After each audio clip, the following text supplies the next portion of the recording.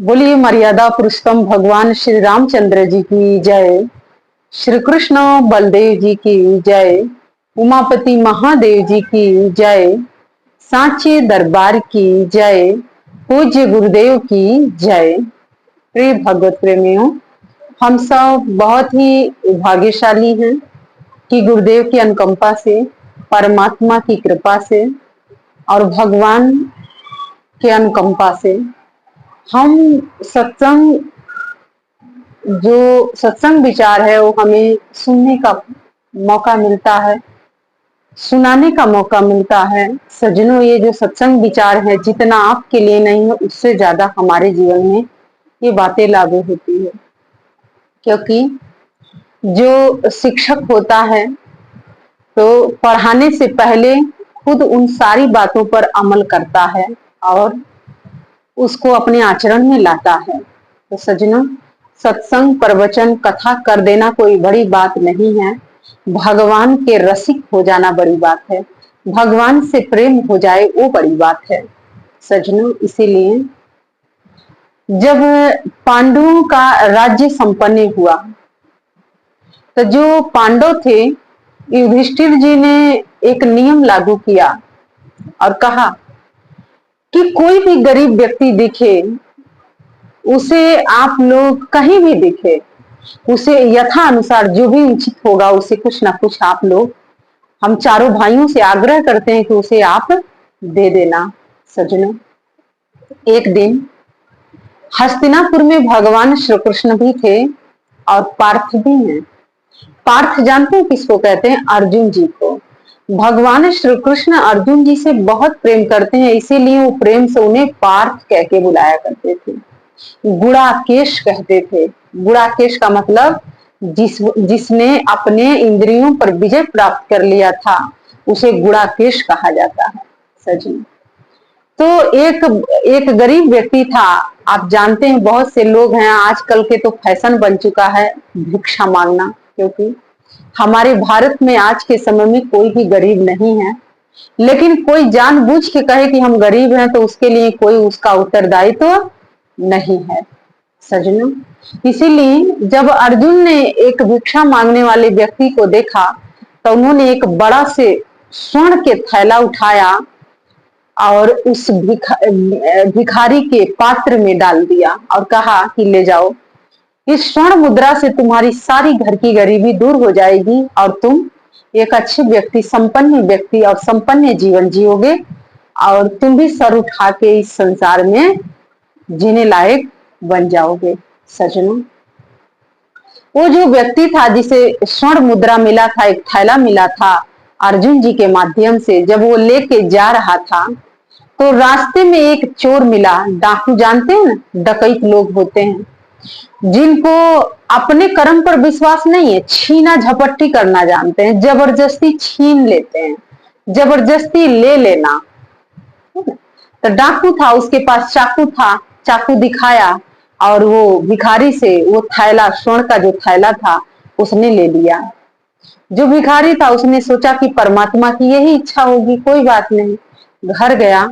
फिर दूसरे दिन फिर वही हाल, वही कटोरा पात्र पकड़ा और खड़ा हुआ। भगवान श्री कृष्ण ने अर्जुन से कहा कि अर्जुन, ये तुम्हारा व्यक्ति है ना जिसे तुमने कल स्वर्ण मुद्रा के, जो स्वर्ण मुद्रा से भरा हुआ एक थैला दिए थे, लेकिन आज भी इसके हाथ में भिक्षा पात्र ही है, आखिर कारण क्या है? तो अर्जुन जो है वो पास गए और पूछे कि महोदय, कल मैंने आपको स्वर्ण से भरा हुआ एक थैला दिया था, स्वर्ण मुद्रा से भरा हुआ, वो थैला आपने क्या किया? आज फिर से आप भिक्षा पात्र पकड़ लिए? तो उस भिखारी ने कहा, क्योंकि वो मेरा स्वर्ण के जो थैला था वो किसी डाकू ने मुझसे छीन लिया। अर्जुन जी के मन में दया करुणा से हृदय भर आया और उन्होंने कहा कि अब मैं आपको एक ऐसा रत्न देता हूं कि उस रत्न से आपका जीवन भरण पोषण बहुत अच्छे से हो जाएगा। और बहुत कीमती वो रत्न था। उन्होंने चुपचाप से वो रत्न एक लाया और उस भिखारी को दे दिया। भिखारी उसे छुपा के लेके गया, डाकू नहीं छीन पाए। सज्जनों, पहले के जमाने में तो डाकू घूमते फिरते थे, आज के भी जमाने में डाकू हैं, क्योंकि आज के जमाने में, आज के वर्तमान समय की बात करूं तो सबसे बड़ा डाकू तो आपका मन ही है। पहले तो लोग छीन लिया करते थे, ले लेते थे, धन चुरा लेते थे, कम से कम बच तो जाता था, कुछ चोरी होता था तो कुछ बच ही जाता था। लेकिन आज के डाकू तो ऐसे हैं, कहते हैं कि इनको कुछ देना ही मत। सज्जनों, आज के डाकू ऐसे हैं। तो ये है, मन डाकू बन चुका है। सज्जनों, उस समय के डाकू फिर भी ठीक थे, आज के समय के डाकू से अच्छे थे। और सज्जनों, इधर उस भिखारी ने, जब वो भिखारी आते हैं तो उन्होंने कहा कि मेरी पत्नी कई मटका रखी हुई है और इस पुराने वाले मटके में, इस घड़ा में मैं इस रत्न को छुपा के रख देता हूं और कल प्रातः ही मैं इस रत्न को बेच दूंगा।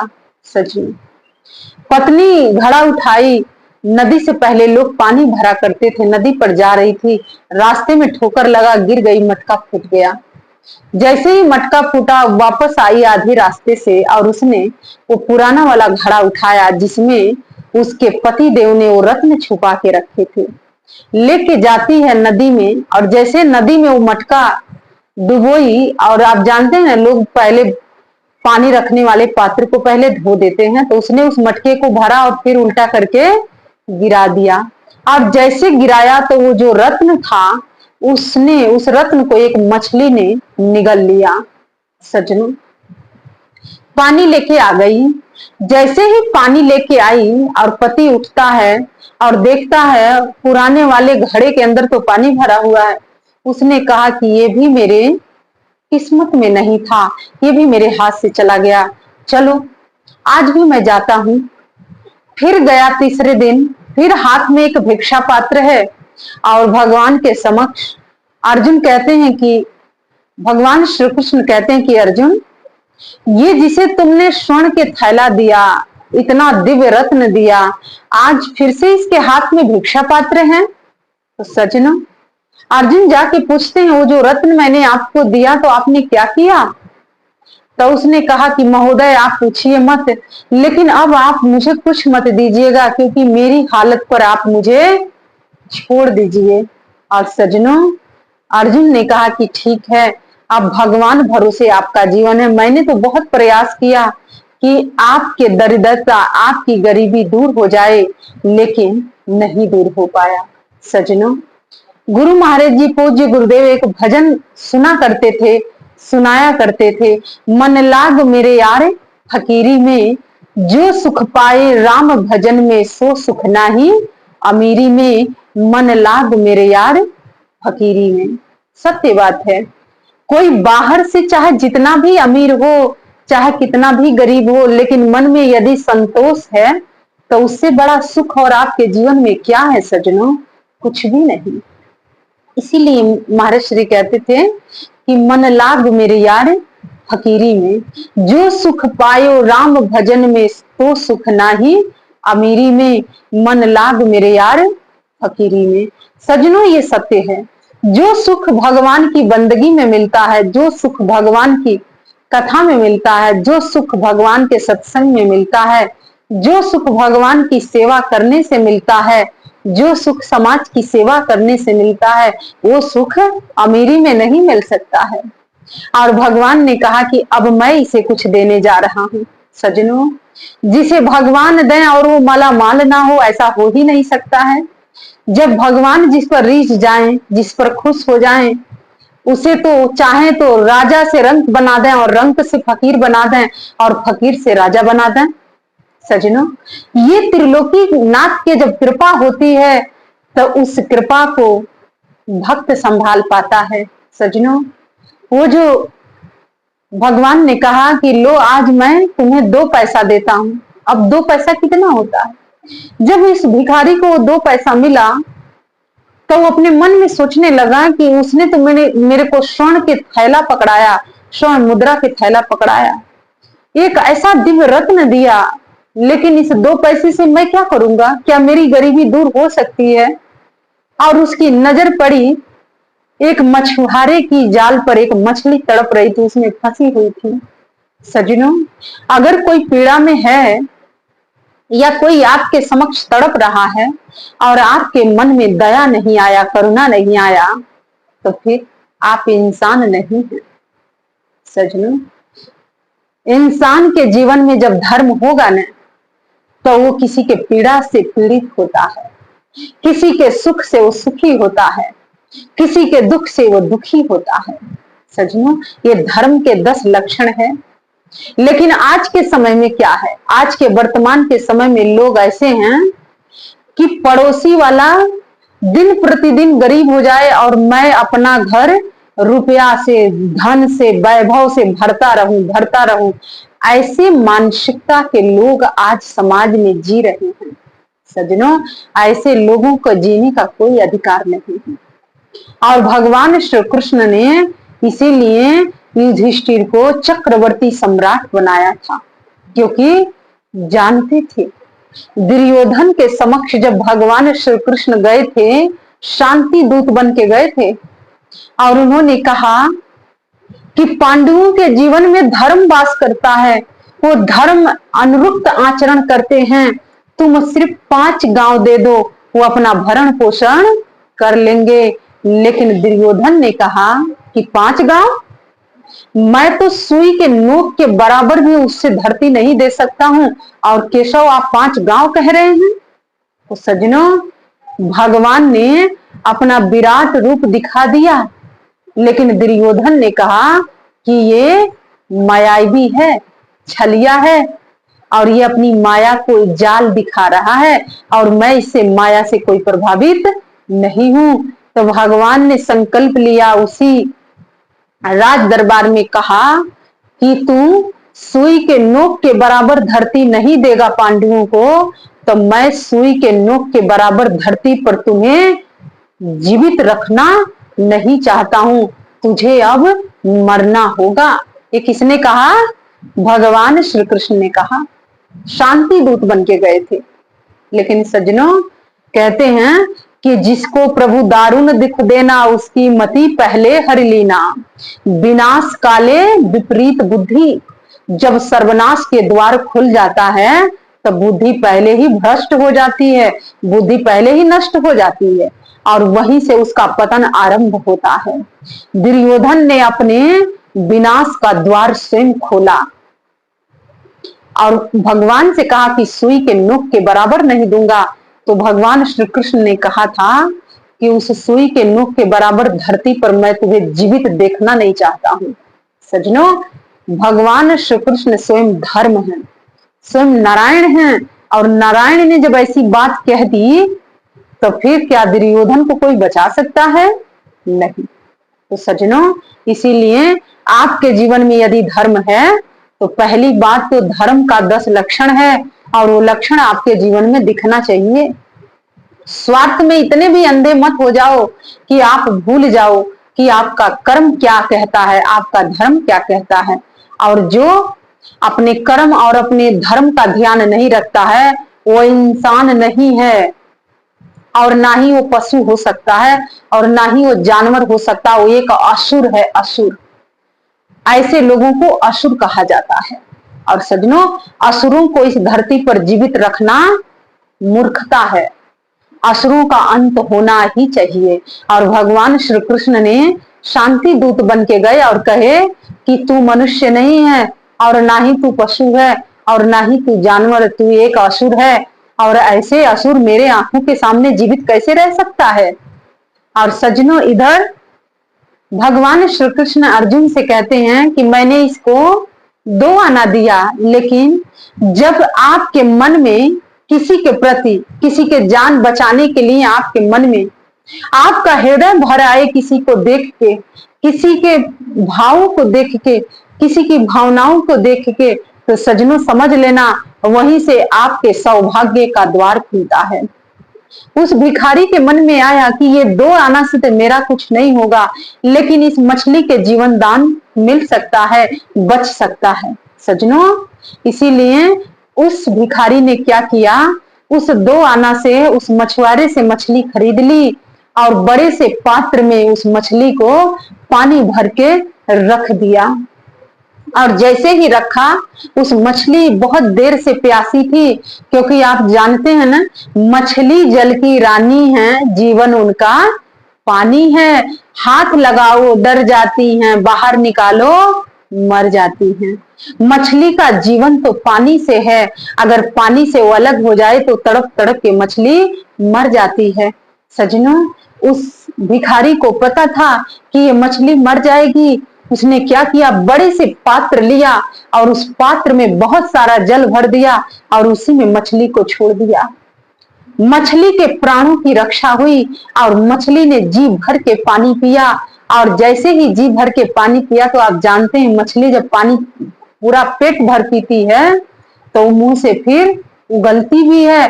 और जैसे उसने उगला तो वो जो रत्न मछली ने निगल ली थी, वो रत्न उसके मुख से बाहर निकल गया। सजनों, जिसे भगवान देता है तो छप्पड़ फाड़ के देता है।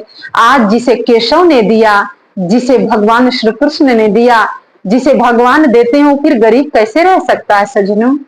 और उस रत्न को जब उस भिखारी ने पाया तो कहा कि हे परमात्मा, तेरा सौभाग्य है, मेरा सौभाग्य है कि मैंने इस दो आना से इस मछली के जीवन बचाया।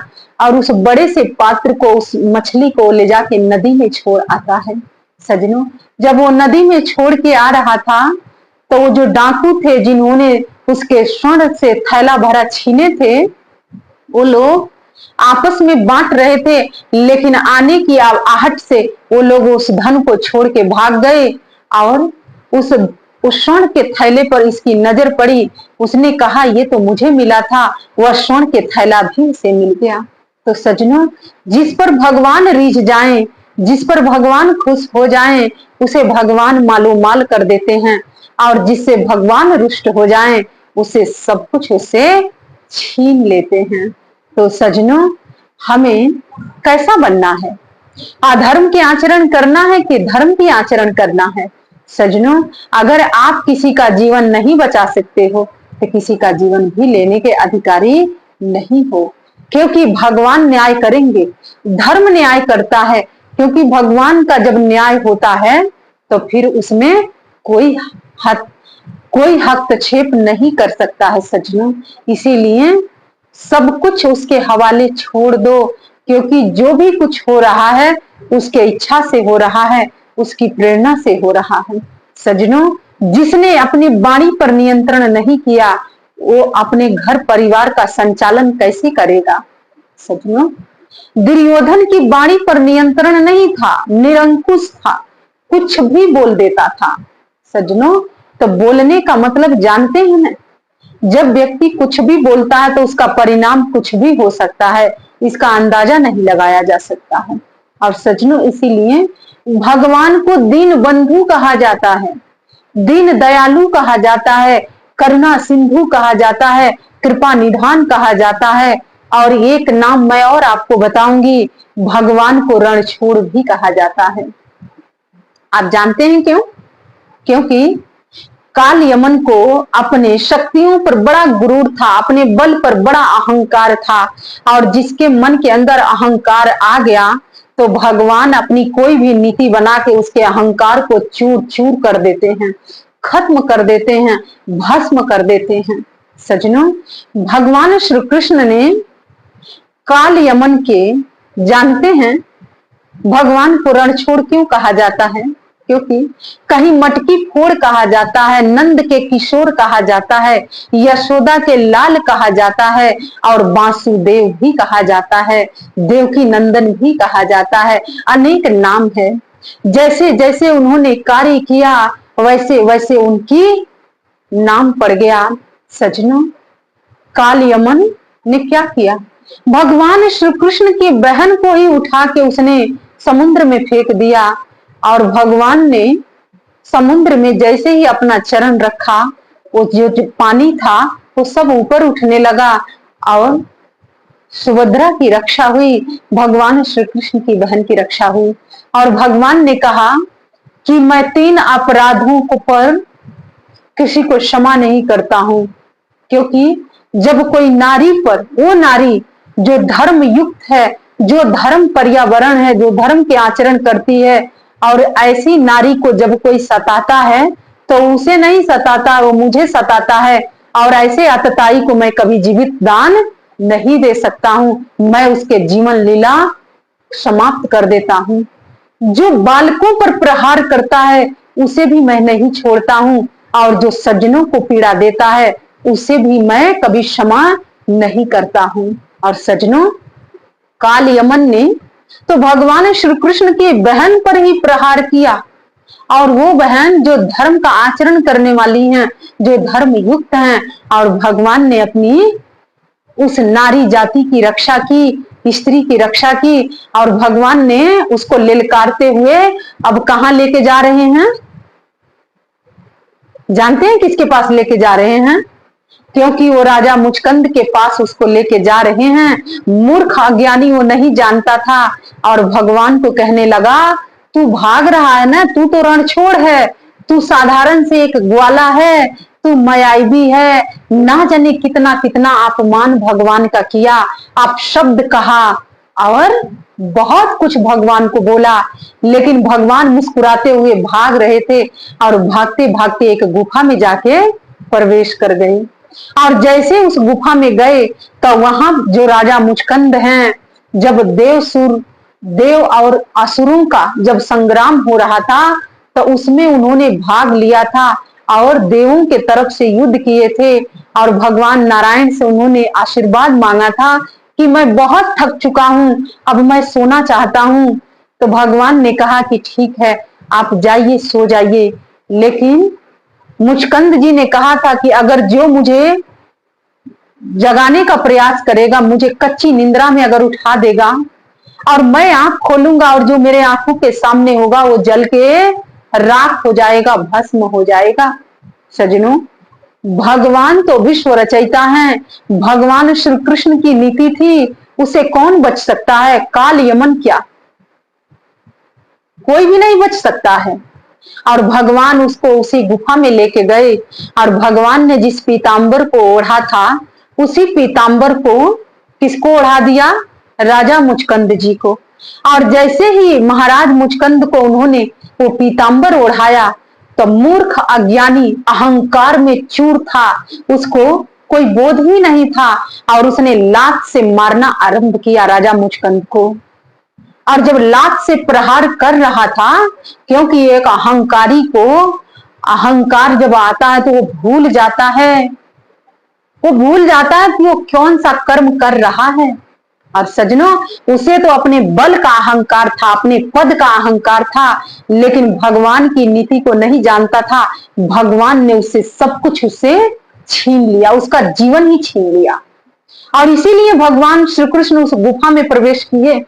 और सज्जनों, जब उस गुफा में प्रवेश किए तो पीतांबर मुचकंद जी को ओढ़ा दिया और लात से मारना आरंभ किया, क्योंकि एक अज्ञानी अधर्मी जो होता है वो पहले प्रहार करता है, और फिर उसको बाद में उस प्रहार का मोल तो चुकाना ही पड़ता है। लात से प्रहार किया था, और सज्जनों, उस प्रहार का जो मोल हुआ वो आगे मैं आपको समझाऊंगी कथा में।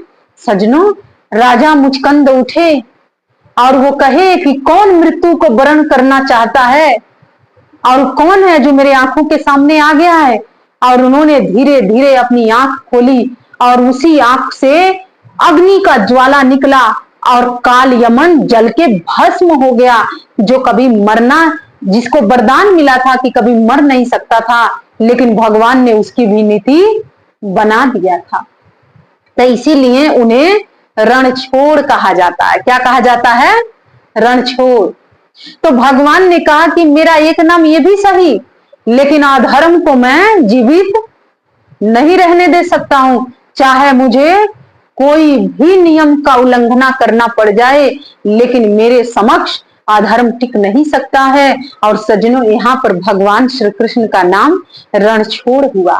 तो सज्जनों, और बाद में जब वो जल के भस्म हुआ तो भगवान श्री कृष्ण राजा मुचकंद को अपने वैष्णव स्वरूप का दर्शन दिए, विष्णु रूप के, चतुर्भुज रूप के उन्होंने दर्शन दिया और राजा मुचकंद धन्य हो गए दर्शन करके। और राजा मुचकंद पूछने लगे कि हे प्रभु, हे श्री नारायण, ये कौन पापी, कौन अधर्मी था जो आज मेरी इन आंखों के ज्वाला से भस्म हुआ है?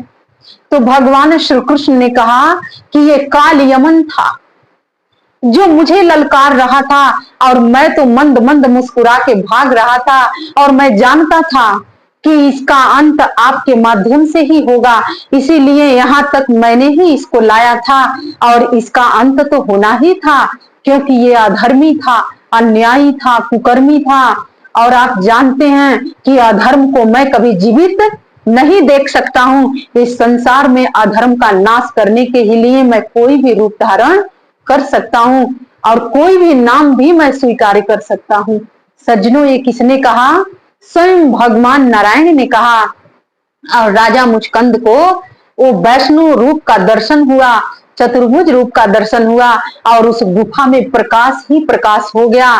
और राजा मुचकंद ने कहा कि हे प्रभु, मैं तो सो रहा था, मैं तो कुछ नहीं जाना, लेकिन ये सब आपकी लीला थी। तो सजनों, इसीलिए भगवान से जन्म मिला है ना, तो भगवान को समझो, अहंकार में चूर मत हो जाओ। जिस पद को भगवान ने दिया है उस पद को छीनने में टाइम नहीं लगाते हैं। जिस धन को भगवान ने दिया है उस धन को लेने में भी समय नहीं लगाते हैं। जिस जीवन को भगवान ने दिया है तो ये जीवन भी लेने में वो समय नहीं लगाएंगे। इसीलिए सजनों, भगवान की कृपा को महसूस करो, क्योंकि अगर भगवान आपको दिमाग नहीं देता, बुद्धि नहीं देता, तो क्या आप डॉक्टर, इंजीनियर और आप जज, कलेक्टर या कुछ भी आप बन पाते? नहीं बन पाते। अभी देखिए, दिमाग के एक नस दब जाए तो आपका पैसा, आपका धन, आपका बंगला, आपके गाड़ी किसी काम के नहीं है, क्योंकि आप अपाहिज हो जाएंगे। आपको साधारण से शब्दों में कहूं तो लकवा मार देगा, फिर ये शरीर भी आपके किसी काम के नहीं आएगा। तो सज्जनों, जिस परमात्मा ने हमें इतना सुंदर बुद्धि दिया, इतना बढ़िया दिमाग दिया, इतना सुंदर तन दिया, उसकी सत्ता को आप कैसे नकार सकते हैं? तो सज्जनों, भगवान जिसे देता है उसे छप्पड़ फाड़ के देता है और जिससे लेता है तो उसका छप्पड़ उधेड़ उधेड़ के ले लेता है। तो सज्जनों, इसीलिए वो राजा से रंक बनाता और रंक से राजा बना देगा और रंक से फकीर भी बना देगा। इसीलिए गुरु महाराज जी ये भजन गाया करते थे, हम लोगों को बिठा के सुनाया करते थे। मन लाग मेरे यार फकीरी में, जो सुख पायो राम भजन में, सो सुख नाही अमीरी में, मन लाग मेरे यार फकीरी में। सजनों, चाहे आप अमीर रहिए चाहे गरीब रहिए, लेकिन जब तक आप भगवान की भक्ति नहीं करेंगे तब तक आप दरिद्र हैं, गरीब हैं। बाहर से कोई गरीब नहीं होता है, बाहर से कोई अमीर नहीं होता है, आंतरिक से व्यक्ति दरिद्र होता है और आंतरिक से अमीर होता है। तो सजनों, वो जो भिखारी था वो भिखारी नहीं था, वो आंतरिक से अमीर था, जिसने जीवन बचा दिया। दो पैसा मिला और उसने उस 2 पैसे से भगवान ने उसको सब कुछ दिया, क्योंकि उस 2 पैसे से उसने परमार्थ के काम किया, परमार्थ के कार्य में संलग्न रहा। और सज्जनों, इसीलिए धर्म का 10 लक्षण है। आपके पास धन है तो आप परमार्थ के कार्य में लगाओ। आपका सुंदर सा तन है, सुंदर सा जीवन है, तो भगवान की सेवा करो, क्योंकि ये तन एक दिन छीन जाएगा अगर भगवान की सेवा इस तन से नहीं करोगे तो सज्जनों, इसीलिए भगवान ने हमें सब कुछ दिया है। और भगवान ने गीता में भगवान कहते हैं कि हे पार्थ, आज ये घर तुम्हारा है कल किसी और का होगा, आज ये धन तुम्हारा है कल किसी और का होगा। तो सज्जनों, हम सीधी सीधी बात क्यों नहीं समझते हैं और क्यों अपने अहंकार को पोषित कर रहे हैं? क्योंकि जहां पर अहंकार आया वहीं पर सर्वनाश का द्वार खुला। तो सज्जनों, इसीलिए आप पहले तो भगवान का आदर और सम्मान करना सीखो, भगवान की भक्ति करो, और जो भगवान की सेवा करता है वो किसी की भी सेवा करेगा, क्योंकि वो हर किसी में भगवान को देखता है। वो परमार्थी है, वो स्वार्थी नहीं है। तो जिसने सेवा किया है वो जानता है कि मेरा ये जीवन जो भगवान ने दिया है, अगर मैं सेवा नहीं करूंगा तो ये जीवन भी मुझसे छीन लिया जाएगा। इसीलिए सज्जनों, आप इस तन पर कभी अहंकार मत करना, क्योंकि जिसने इस तन पर अहंकार किया, भगवान ने इस तन को ही छीन लिया।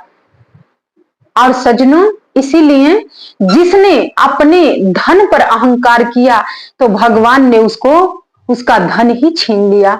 तो इसीलिए सज्जनों, न तो अपने तन पर अहंकार करिए और ना ही अपने धन पर अहंकार करिए और ना ही अपने पद पर अहंकार करिए। आप भगवान पर सब कुछ छोड़ दीजिए, क्योंकि भगवान ने सब कुछ दिया है और हम उसकी कृपा प्रसाद समझ के उसका उपयोग करते हैं तो वो धन भी सार्थक होगा, ये तन भी सार्थक होगा, हमारा मन भी सार्थक होगा। तो सज्जनों, आइए, इन्हीं विचारों को लेके मैं आपके समक्ष आई थी कि दरिद्र कौन है और अमीर कौन है। तो जो दिल से अमीर है वही अमीर है, लेकिन जो दिल से दरिद्र है उसके पास अंबार भी होगा तभी भी उसके अंदर दरिद्रता ही रहता है। तो सज्जनों, हम आज आग्रह करना चाहेंगे कि हम सब लोग दिल से अमीर बने, क्योंकि दिल से अमीर होना बहुत जरूरी है और भगवान उसी से प्रसन्न होते हैं जो दिल से अमीर है। इसीलिए अंत में भी मैं गुरुदेव की पंक्तियों को फिर से याद करूंगी कि मन लाग मेरे यार फकीरी में, जो सुख पायो राम भजन में सो सुख नाही, अमीरी में मन लाग मेरे यार फकीरी में। और आइए, इन्हीं पंक्तियों के साथ मैं अपने विचारों को विराम देती हूँ और आपसे आग्रह करते हैं कि नारायण के चरणों में जय घोष अर्पित करते हैं। तो बोलिए वृंदावन बिहारी लाल की जय, श्री कृष्ण बलदेव जी की जय, रण छोड़ की जय, उमापति महादेव जी की जय और पूज्य गुरुदेव की जय। जय श्री राम, जय श्री राम, जय जय श्री राम। धन्यवाद।